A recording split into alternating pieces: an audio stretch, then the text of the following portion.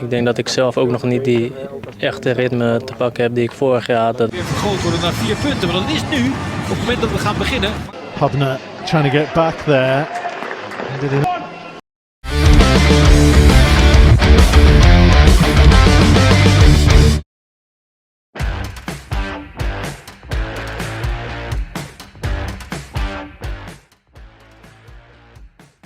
Biasanya, pujian datang setelah kemenangan besar, tapi kali ini tanpa diduga pelatih timnas Cina memberikan sanjungan luar biasa akui timnas Indonesia rasa Eropa.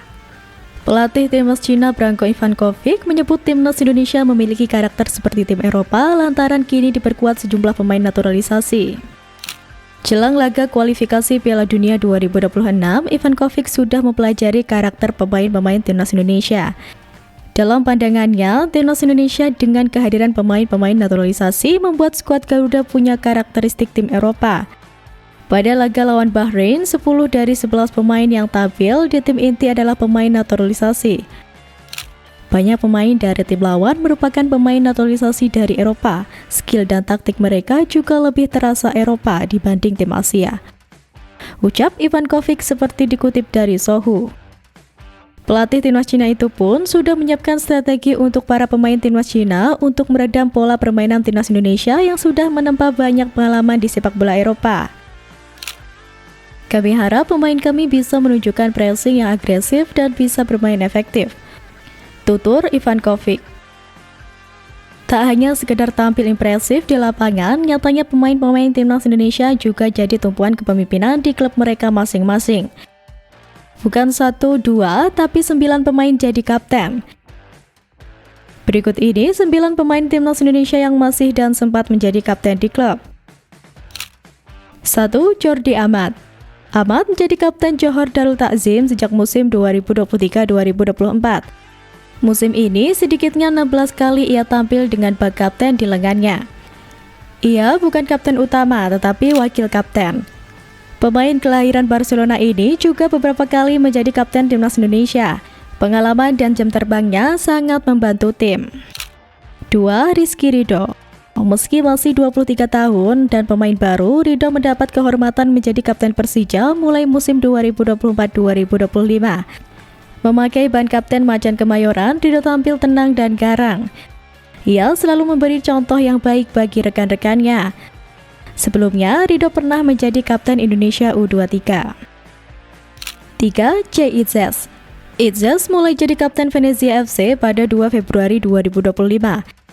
Ia menjadi kapten tim saat melawan Udinese. Sebelum menjadi kapten Venezia FC, bek 24 tahun ini telah menjadi kapten timnas Indonesia. Ia mulai memakai ban kapten timnas saat menghadapi Arab Saudi pada 6 September 2024. 4. Justin Hubner. Hubner mulai menjadi kapten Wolves U23 pada 2023. Awalnya hanya jadi wakil kapten, tetapi mulai jadi kapten pada 2024. 5. Kevin Dix. Kevin Dix beberapa kali menjadi kapten FC Copenhagen pada musim ini. Ia juga beberapa kali ditunjuk sebagai kapten saat tampil di Liga Denmark, salah satunya saat melawan Rangers. Dix bukanlah kapten utama tim, tetapi sebagai wakil kapten. 6. Martin Pes. Sama seperti Dix, Pes bukanlah kapten utama FC Dallas. Namun, pemain berposisi kiper ini beberapa kali dipercaya mengenakan ban kapten di lengannya dalam laga uji coba. Pes jadi kapten dalam laga uji coba melawan Brøndby dan Dinamo Tbilisi.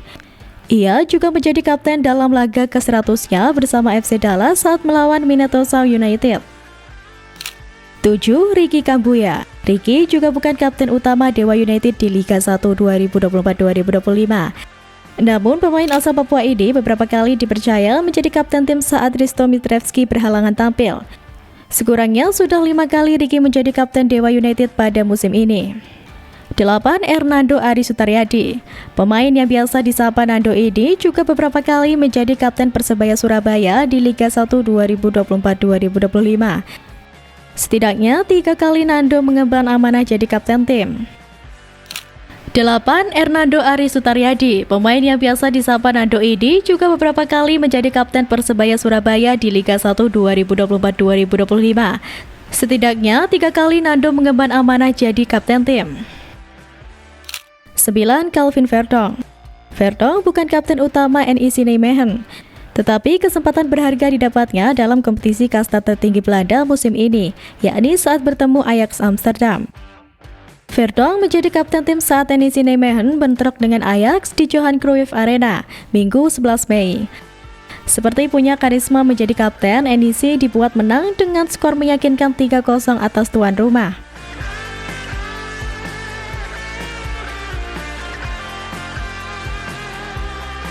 Dari negeri kincir angin, nama Calvin Verdong mencuri perhatian. Sebagai kapten timnya, performanya itu dipuji habis-habisan oleh media Belanda. Media asal Belanda, Forza NEC, memberikan respon yang positif pada penampilan Verdong saat bertandang ke markas Ajax Amsterdam. Mereka bahkan memberikan skor 7 untuk aksinya di lapangan. Tentunya ini hasil yang cukup positif karena penampilannya yang semakin solid di tim. Ini jadi prestasi tersendiri karena pertama kalinya mereka menang dengan selisih 0-3 saat bermain di arena. Dalam beberapa momen terlihat pemain berusia 20 tahun ini bermain apik di lapangan, terutama saat mendapatkan tugas tambahan menjadi kapten untuk Nijmegen. Mengisi posisi bek kiri, dia sudah sukses menang dalam beberapa kali duel di lapangan. Penampilan apik Verdong tidak berhenti di situ dan terus meningkat di babak kedua. Beberapa kali aksinya membuat pemain Ajax kesulitan saat membangun serangan. Ini yang membuat sektor kiri Nijmegen lebih aman dan minim gangguan karena Verdong cukup tangguh di sana. Sementara itu, Nijmegen masih memiliki sisa 2 pertandingan di lanjutan Eredivisie musim ini. 6 poin tersisa akan membuat mereka berpeluang naik ke zona papan atas klasemen. Jauh sebelum itu, kepemimpinan JIZ sudah terbukti bagi media Italia. Media negeri pizza tersebut menyanjung kapten timnas Indonesia, JIZ, usai bawa Venezia keluar dari zona degradasi Liga Italia 2024-2025. Venezia unggul 1 poin atas Lecce dan Empoli dalam persaingan untuk bertahan di Liga Italia musim depan dengan 2 laga tersisa. Dalam laga itu, JIZ tampil solid di jantung pertahanan Venezia dengan catatan 2 sapuan, 1 umpan kunci, dan 84% akurasi umpan. Berkat penampilan gemilangnya, kapten timnas Indonesia dan Venezia itu pun langsung mendapat pujian dari media Italia, Tutto Venezia Sport. Media tersebut takjub melihat aksi JIZ yang solid mengawal pertahanan hingga mematikan pergerakan striker Fiorentina, Lucas Beltran.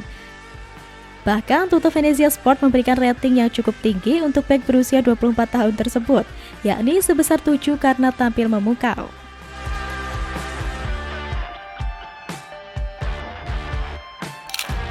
Banyak penggawa Garuda jadi kapten klub, tak heran jika kini timnas Indonesia menjadi tim yang memiliki level tertinggi di ASEAN. Kini timnas Indonesia kembali menuliskan tinta emas dalam sejarah sepak bola tanah air. Di tengah persaingan sengit grup C babak 3 kualifikasi Piala Dunia 2026 zona Asia yang dihuni para raksasa seperti Jepang, Arab Saudi, Australia, Bahrain, dan Cina, skuad Garuda justru tampil mengejutkan dengan mengumpulkan poin tertinggi di antara negara-negara ASEAN yang pernah mencicipi kerasnya fase ini. Timnas Indonesia telah melakoni 8 pertandingan sengit di grup C dengan hasil yang sungguh membanggakan. 9 poin berhasil diamankan melalui 2 kali menang, 3 imbang, dan 3 kali menelan kekalahan. Catatan ini menempatkan timnas Indonesia di posisi keempat grup C sekaligus membuka asa melaju ke putaran keempat kualifikasi Piala Dunia 2026 zona Asia. Lebih dari sekedar posisi di grup neraka, raihan 9 poin ini mengukuhkan timnas Indonesia sebagai yang terbaik di ASEAN dalam sejarah partisipasi di babak 3 kualifikasi Piala Dunia. Timnas Indonesia berhasil melampaui catatan gemilang Thailand pada kualifikasi Piala Dunia 2018 dengan 2 poin, dan Vietnam di kualifikasi Piala Dunia 2022 dengan 4 poin. Sebuah pencapaian yang menunjukkan lompatan signifikan dalam kualitas sepak bola Indonesia dan juga mencatatkan rekor baru bagi sepak bola ASEAN. Ini adalah bukti nyata bahwa sepak bola Indonesia memiliki potensi besar untuk terus berkembang dan bersaing di level yang lebih tinggi.